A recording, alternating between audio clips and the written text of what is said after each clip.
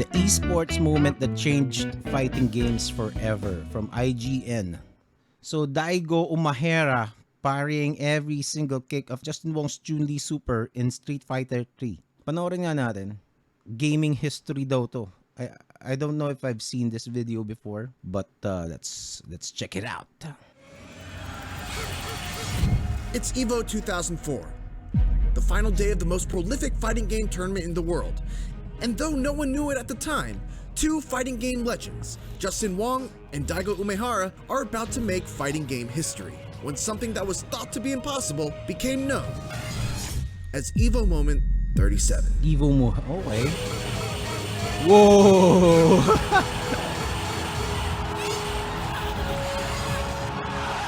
Oh! Still gives me chills. This is one of my favorite fighting game moments of all time, but it's actually even more impressive than meets the eye. Let's chat with some fighting game pros and find out why. Yeah, let's find out why. First off, it's important to set the stage for 2004 because, after all, fighting games took a long time to get to here from here. You see, fighting games went on a bit of a downswing. As arcades grew less and less popular, the fighting game genre, which gained its popularity almost entirely thanks to arcade cabinets, started to become more and more niched. One of the games that was helping to keep the scene alive was Street Fighter 3 Third Strike. There are a number of reasons why so many fighting game fans love Street Fighter 3, but perhaps one of the most notable and the most relevant to this particular story is the parry system, which allows players to risk not blocking in favor of timing a parry in order to completely negate the mitigated amount of damage taken while blocking, while also putting them in a better position to counterattack. In order to parry, one must press the arcade stick towards an opponent within a 6 to 10 frame window of when the attack lands, or 1/10 of a second. And sure, while that's pretty easy for something like a fireball, anything that's multi-hitting and comes out relatively quickly is not so easy. For reference, what you're watching right now is me trying to parry a Shoryuken from Ken that hits 3 times. Chun-Li's Super hits 17 times. Whoa! This was deemed like impossible. This was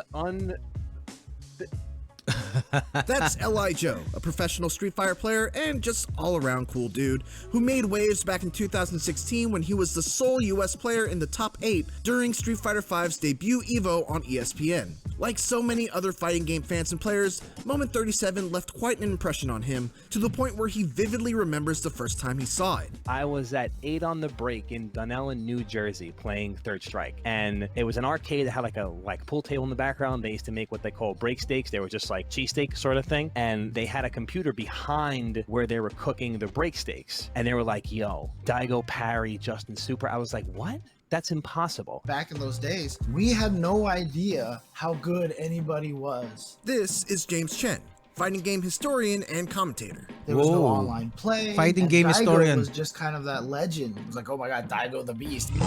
He's the best, he's the best, he's the best. This was one of the first times he was in America. And nobody knew Justin was...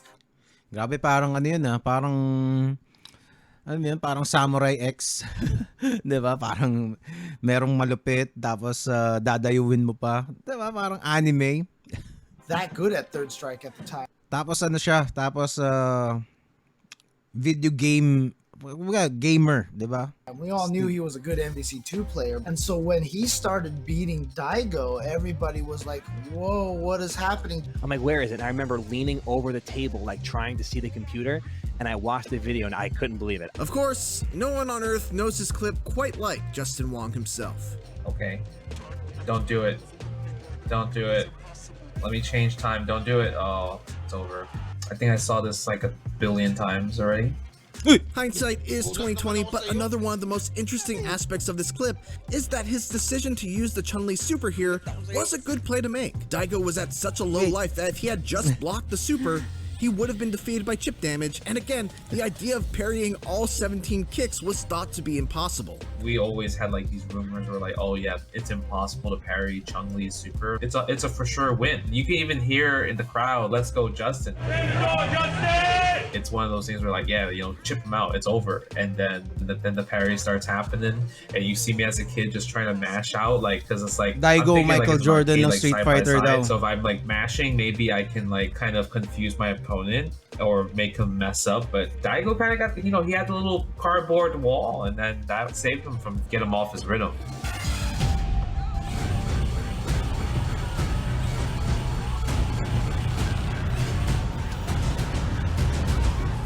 Whoa! It showed me how much more I had to learn to grabe, be oh. good at third strike. Like I said, it wasn't even comparable to do something like that. That really cemented the legend of Daigo Umehara. He didn't even end up winning the tournament, which was the funny thing, but no one's ever going to remember that. But this clip went viral in a time before YouTube even existed, and people who had never been exposed to high-level Street Fighter play now knew what it looked like and how incredible it could be.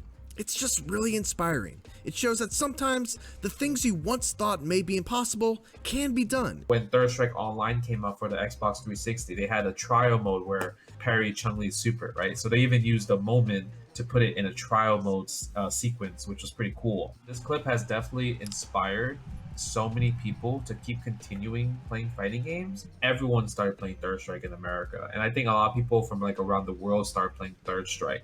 A huge thank you to Justin, James, and Joe for lending their expertise to this video. But wala What's si your favorite Daigo? moment in esports? Let us know in the comments, and for everything else, keep it here on IGN. Last look. Boom! Woo! Sarap. Okay. Dati when nung uso yung mga arcade games na yan, napaka-essential part ng ng isang mall ang yung arcade. Arcade lang tawag namin. So tapos I remember the first time when dun sa probinsya namin nagkaroon ng arcade. Yung kauna-unahang arcade sa probinsya kasi dati dadayo ka pa ng Manila para makapaglaro ng arcade eh. 'Di ba? May mga family computer sa amin, syempre of course, 'di ba? Pero yung arcade experience, pupunta ka pa ng Maynila. So nung nagkaroon ng arcade sa amin, talagang big deal 'yun. Basta nandun yung kumbaga hindi ka nalalayo eh. Pagka after school, pwede kang pumunta, 'di ba? Merong Tekken, wala pang Tekken nun. Wala pang Tekken. Mortal Kombat, Street Fighter, tapos yung X-Men. Basta pangit ng X-Men na yun eh, di ba? Yung nalimutan ko tawag doon. Basta sina Beast, sina Wolverine. Hindi siya fighting game. And ang hassle lang, naging kuta ng mga ng mga siga. 'Di ba? Yung mga dito sa Maynila, kung pwede mong sabihing batang hamog eh. 'Di ba? Tapos nandun, kikikilan ka, 'di ba? So yung security, ang pangit nung lugar. Tapos ayun, parang ibubuli ka, tapos they're gonna try to take your tokens, 'di ba? So eventually parang naging baduy na yung lugar na yun. Pero when it first came out, big deal sa aming mga bata yun. And during that time, dito sa mga Street Fighters kasi hindi ako magaling talaga eh. Well, decent naman ako pero hindi ako para lumaban doon sa mga arcade. Kasi sometimes may magkakaroon ng community yan eh. Minsan tatambay ka lang doon. Lalo na nung nag-college ako, minsan tatambay lang ako doon sa mga arcade sa SM, 'di ba? Tapos I would see familiar faces. Hindi ko alam kung magkakakilala sila, pero I would guess na hindi sila magkakilala. They would just play, tapos alam mo yun, pag natalo yung isa, papalitan yung kabila, 'di ba? Tapos makikita mo yung wins nakalagay dun sa dun sa screen eh, 'di ba? Oh, diyan nakaka 25 wins na to, lapit nito, 'di ba? So inggit na inggit ako doon. Inggit na parang wow. Hindi pa kumbaga wala akong guts para lumaban. Although parang gusto ko. Kasi feeling ko parang, mas magaling pa ako dito di ba? Pero dahil nakakatakot, syempre mapapahiya ka di ba? Tapos mag-isa ka lang, wala ka namang tropang kasama. Kasama yung tropa mo tapos natalo ka, di kakantsawan ka pa.